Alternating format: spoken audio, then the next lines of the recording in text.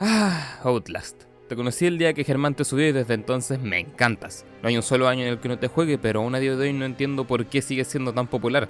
¿Será por tu extentísimo lore? ¿Será por tu gore? ¿Será por tu jugabilidad sencilla y divertida?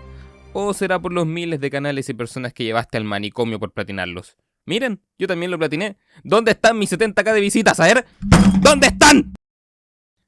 Sí, hace poco platiné el Outlast y fue relativamente fácil porque, bueno, ahora tengo 20, casi 21 y conozco el juego desde...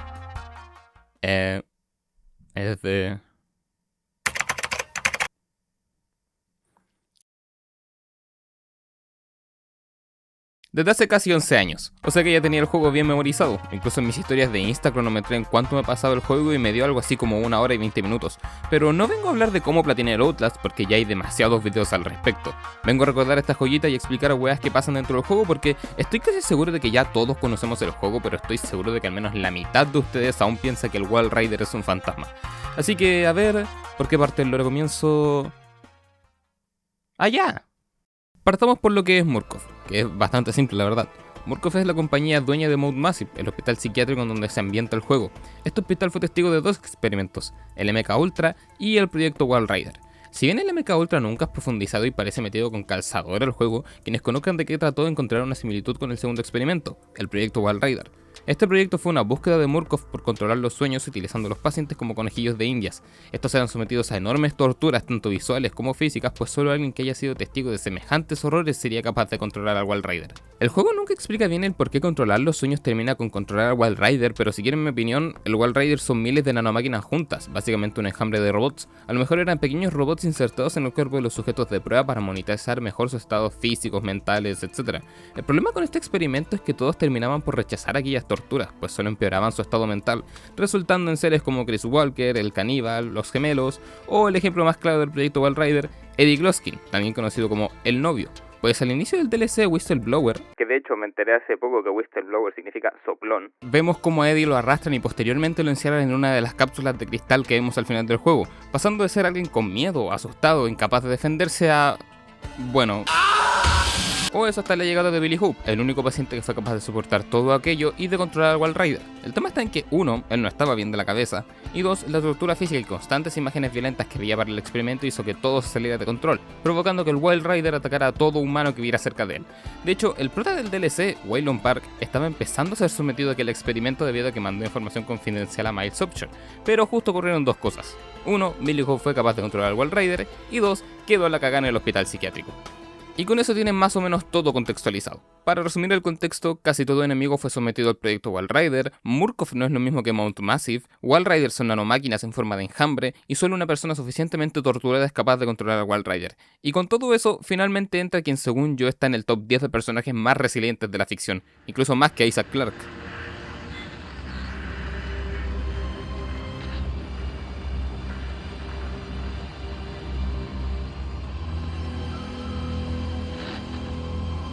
No quiero ahondar mucho en lo que hizo Miles porque para eso mejor hago una reseña del juego como tal, sino que quiero usar su historia como medio para contar todo lo demás. Y ya con eso dicho, aquí tenemos a Miles Upshur, protagonista de esta historia, periodista y con una vestimenta a la cual envidio, quien decide adentrarse a la fuerza en Mount Massive luego de un correo anónimo que le informó todas las atrocidades que hacían con los pacientes ahí dentro. Así que luego de un poco de exploración y de que un militar le dijera que debía huir, se encontrará con Chris Walker y con el padre Martin. Vayamos primero con Chris Walker. Él fue un soldado el cual fue llevado a Afganistán. Al volver a su país natal trabajó como guardia de seguridad en uno de los tantos hospitales psiquiátricos de Murkoff, en donde poco a poco afloraron sus ganas de asesinar. De ahí en los cómics de Outlast, Paul y Pauline, 2 agentes de Murkoff, son enviados a investigar varios asesinatos los cuales fueron provocados por Walker. Al descubrir esto de inmediato lo encierran y lo vuelven un sujeto de pruebas para el proyecto Walrider, terminando con él como lo conocemos hoy en día. Y también tenemos al padre Martin. Él se autoproclamó el cura del hospital y se ganó bastante respeto entre la gran mayoría de los demás internados, aunque no es un cura cristiano, su religión se basa en adorar al Walrider. Gracias a él es que Miles no puede escapar del asilo, pues él mueve los hilos para que exploremos las zonas del juego, llevándonos a las salas acolchadas y pidiéndonos que grabemos todo lo posible, pero a la vez es quien nos guía y se asegura de que por lo menos intentemos llegar a salvo con esas marcas hechas de sangre que él mismo hace. Incluso, él es quien los pide a los gemelos, 2 variantes las cuales constantemente muestran el deseo de comerse a Miles, pero no lo hacen gracias a que son seguidores del padre Martin, y este les pide que se calmen con él. Estos 2 no fueron parte del proyecto Walrider, sino que son genuinamente agresivos, pero su comportamiento al menos muestra que son mucho más inteligentes que el resto. En paralelo a esto, o bueno, un poco antes, tenemos la historia de Waylon Park, un ex trabajador de Murkoff quien luego de traicionar a la compañía mandando la información confidencial a quien no debe, es llevado en contra de su voluntad para ser parte del proyecto Walrider, pero para su suerte Billy justo aceptó las nanomáquinas y a la vez quedó la cagada en Mod Massive, por lo que es liberado por otro paciente comenzando así su escape del asilo. En su camino deberá huir de Frank Manera, un caníbal que, como podrán notar, es bastante delgado. Esto porque estaba en una nutrición forzosa debido a que se negaba a comer cosas que no provenieran de humanos, y para variar también fue paciente del proyecto Walrider. Una vez escape de él llegará hasta una radio para pedir ayuda, pero su antiguo jefe Jeremy Blair destruirá la radio e intentará matarlo. Esto porque Blair, al ser alguien importante dentro de la compañía, se vería tremendamente perjudicado si algo de lo que ocurre en el asilo saliera a la luz. Huiremos de Walker un par de veces y nos encontraremos con un viejo conocido, Eddie Gloskin. Incluso él menciona haber visto antes a Park y... ok, creo que todos sabemos qué es lo que hace él, porque honestamente si digo las cosas que hace YouTube me va a bloquear la casa. Pero quiero hablar de lo imponente que me resulta este weón, incluso más que Walker. Verán, aún en modo pesadilla Walker será más lento que tú, es cosa de saber moverse para poder huir de él, y ni siquiera saber a dónde ir, saber moverse. Pero en cambio durante Whistleblower, Waylon se lastima al pie impidiéndole saltar libremente e impidiéndote correr. El tema aquí es que Eddie no es muy rápido. Ojo, eso sí puedes correr, porque desde aquí tú serás más lento que él, y deberás saber por dónde chucha ir si quieres pasarte el juego en pesadilla, porque basta con que te choques contra una silla por un milisegundo y tu partida será completamente reiniciada. En modo normal obviamente no es así, pero jugarlo en difícil y no conocer el mapa es verdaderamente torturarse a sí mismo. Y la verdad, aprecio bastante que un juego en pesadilla sí te pida aprenderte bien este tipo de patrones. Llega un momento en el que duermen a Waylon Park por 14 fucking horas, y durante estas ocurre todo lo del juego principal. Después de que Miles se pillara a los gemelos, al padre Martin y a Chris Walker, nos encontramos con Richard Traeger. Él es de los internos más interesantes de todos, pues no queda claro si él fue sometido al proyecto Walrider o no, pero se sabe que fue amigo de Jeremy Blair y que incluso trabajó junto a él en el proyecto Walrider, o sea, es un ex empleado de Murkoff. Él fue internado por básicamente constantes abusos que hacía hacia sus trabajadoras, los cuales implicaba también drogarlas y atacar a una de ellas con unas tijeras. Ahora, se me hace de los más interesantes porque es el único que no se ve loco del todo, solo con la percepción de la realidad completamente alterada, porque no es capaz de engañar a sus víctimas como hizo con Miles, logra mantener un diálogo coherente durante toda la escena previa que le cortara los dedos, e incluso se burla y juega un poco con él como cuando lo puso frente a la salida, y esto no solo se ve con Miles, se ve con este otro sujeto que poca relevancia tiene la verdad, y con este otro a quien le corta la lengua. Es un interno que honestamente merecía algo más de exploración. Pero por buena o mala suerte muere a manos nuestras y Miles aprovecha para burlarse de él. La verdad es que luego de esto no ocurre nada nuevo. Pierdes la cámara, apagas un incendio, te persigue Chris Walker un par de veces más, y el cura decide darte la llave para activar el ascensor y salir de ahí, y a su vez decide morir de la peor forma posible.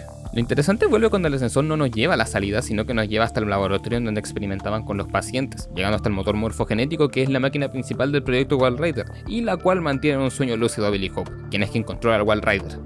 Una muerte de Chris Walker después nos encontramos con Rudolf Wernicke, fundador de Murkoff. Sí, no hay mucha información de él. Él nos pide que matemos al Walrider pues es la wea más peligrosa en todo lugar, pero para que eso pueda pasar primero debemos matar a Billy, así que eso hacemos, desactivamos toda la maquinaria posible y matamos a Billy, pero con las últimas fuerzas que le quedan al Walrider, él se mete dentro del cuerpo de Miles, quizás el Walrider sabía que él sería un buen anfitrión, o quizás fue un momento de desesperación, quién sabe. Lo que sí sabemos es que al final le sale bien, pues con esa última tarea cumplida Miles se arrastra hacia lo que sería la salida de Mod Massive, siendo acorralado al final por Wernicke y sus soldados, para posteriormente ser acribillado por básicamente saber demasiado. El tema está en que Miles pasó horas viendo lo peor de la humanidad, siendo perseguido por múltiples seres que querían verlo muerto, fue golpeado, torturado, sobrevivió a caídas que nadie podría sobrevivir, todo eso fue mucho más de lo que cualquier humano podría soportar, lo que lo volvería el anfitrión perfecto para el Walrider.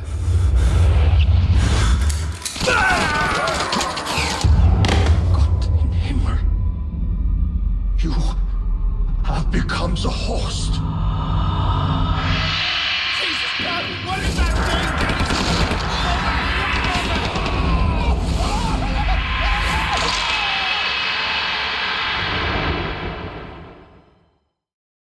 Pasadas unas cuantas horas, Waylon despertará nuevamente y no pienso mostrar la escena por razones que ustedes comprenderán. Es más, creo que toda la parte de Eddie Gloskin la saltaré en términos de video porque no es apta para YouTube. Pero en resumen, le intentan cortar el chilito a Waylon, Eddie tiene una habitación entera de fiambres los cuales intenta volver mujeres y muere en la misma habitación de sus cuerpos luego de intentar colgar a Waylon. Es gracioso porque YouTube me acaba de activar la opción de miembros en YouTube y este video es fácil el más desmonetizable de mi canal. Pero ya luego de esto, Waylon logrará llegar hasta la recepción, encontrándose con su ex jefe, el cual no dudará en atacarlo con un cuchillo, pero para su suerte, el Walrider llega a salvarle la vida, asesinando así a su ex jefe y dándole tiempo a llegar al auto de Miles antes de verlo convertido en el Walrider, y finalmente huye con vida de Mount Massive.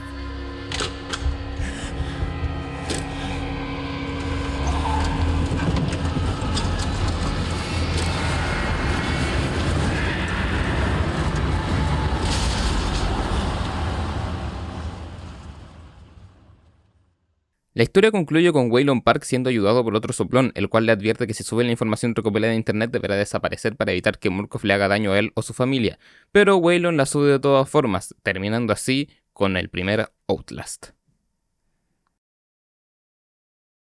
¿Qué? ¿Les parece poco? Pues tienen suerte porque me leí los cómics de Outlast, pero para su mala suerte son bastante cortos. El primero nos presenta a Paul llegando malherido al hospital y este nos cuenta durante el primer cómic el cómo conoció a Pauline, el cómo juntos descubrieron los asesinatos de Chris Walker y el que Paul aceptó el trabajo en Murkoff para que estos le ofrecieran un tratamiento experimental a su hija, quien tiene una extraña enfermedad de la cual también murió su madre. En el segundo cómic nos enteramos de la historia de Richard Trager, de cómo este terminó encerrado como paciente y de cómo intentó a Pauline, de cómo algunas mujeres sufrían embarazos psicológicos, de cómo Jeremy Blair fue partícipe clave en que Chris Walker terminara como terminó, y de que Jeremy Blair se quejaba de problemas en la seguridad del personal de forma anónima. El tercer cómic se ambienta justo después de los eventos del juego. Paul y Pauline descubren que alguien subió información de lo ocurrido en el asilo y de inmediato sospechan de Waylon, Upshur y Simon Peacock, quien es quien nos encontramos al final del juego, pero como Miles está muerto lo descartan de inmediato. Siguen las pistas como el auto robado de Upshur y el acceso a la cuenta del banco de Upshur para llegar hasta Tiffany, la madre de Billy Hope, la cual es visitada por el Walrider en forma de Billy. El Walrider se encarga de la pareja de Tiffany e incluso la mata a ella en presencia de Paul y Pauline, por lo que estos dos mandan a destruir y limpiar el lugar en el acto sin enterarse de que el Walrider sobrevive al poseer varias hormigas.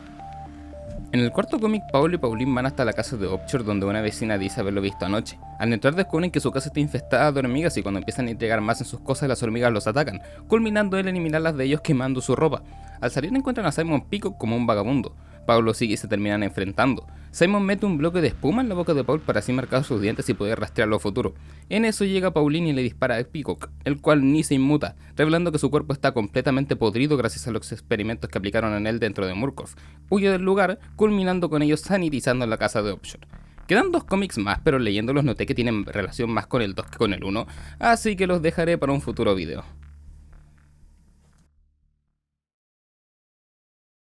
Aunque no lo crean, este video lo hice por dos razones. Una, amo Outlast, de verdad. A mis 2 años me compraron esta camarita que aún funciona, solo porque yo quería una que gracias a Outlast. De hecho, esta cámara es la que usaba para mis streams por allá por los días de la pandemia.